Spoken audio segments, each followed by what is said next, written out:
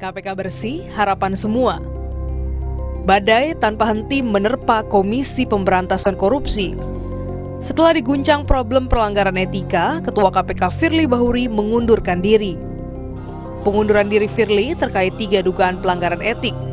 Ketiganya adalah pertemuan dan komunikasi dengan bekas Menteri Pertanian Syahrul Yassin Limpo, harta yang tidak dilaporkan secara benar dalam laporan harta kekayaan penyelenggara negara, termasuk utangnya dan penyewaan rumah di Jalan Kertanegara Kebayoran Baru, Jakarta Selatan. Firly menyampaikan pengunduran dirinya seusai menemui Dewan Pengawas KPK pada Kamis 21 Desember 2023 sore. Hal itu ia sampaikan setelah Dewan Pengawas selesai menggelar sidang terkait pelanggaran etik. Selama sidang etik, Firly tak hadir. Saya berhenti dari Ketua KPK dan tidak melanjutkan masa perpanjangan. Suratnya 18 Desember 2023, kata Firly. Kasus dugaan pelanggaran etik yang melibatkan Firly amat mengguncang lembaga anti rasuah tersebut karena harapan publik teramat tinggi akan optimalisasi kinerja KPK.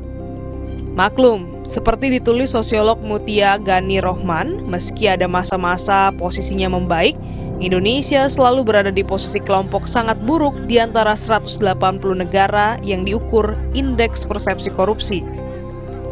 Dengan indeks persepsi korupsi yang masih sangat buruk, perang terhadap korupsi semestinya menjadi kesadaran bersama. Kelahiran KPK yang dicita-citakan sebagai jawaban atas stagnasi pemberantasan korupsi sangat disayangkan, cukup sering diwarnai kontroversi dan silang sengketa. Sebut saja konflik dengan Polri dalam polemik cicak versus buaya. Indonesia seiring praktik korupsi yang melingkupinya harus bersama dan serentak menghentikan badai di KPK. Komisioner KPK, terlebih ketuanya, sepatutnya membentengi diri sehingga bersih seutuhnya sebelum memastikan pemberantasan korupsi berjalan maksimal. Prinsip lebih dulu mencegah berbuat salah sebelum berbuat baik harus dipahami, dihayati dan dilaksanakan oleh komisioner, penyidik bahkan semua insan KPK. Lebih makro lagi, seharusnya diwujudkan segenap aparat penegak hukum baik di kepolisian, kejaksaan maupun KPK.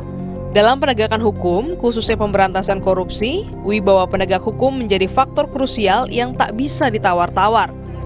Celakanya, praktik kolusi dan nepotisme yang kerap melandasi terjadinya korupsi kini terus meluas dan lama-lama dimaknai sebagai fenomena biasa. Tak pelak, perlahan kolusi dan nepotisme itu menggerus wibawa penegak hukum. Pada akhirnya, pejabat, baik itu di lembaga eksekutif, legislatif maupun yudikatif, lantas berstatus tersangka koruptor. Sebagian telah menjadi terpidana. Komisioner KPK harus menjadikan KPK kuat secara internal, dimulai dari bersih diri sehingga dengan demikian mampu secara legal dan etik memaksa yang lain bersih. KPK yang bersih menjadi harapan kita semua.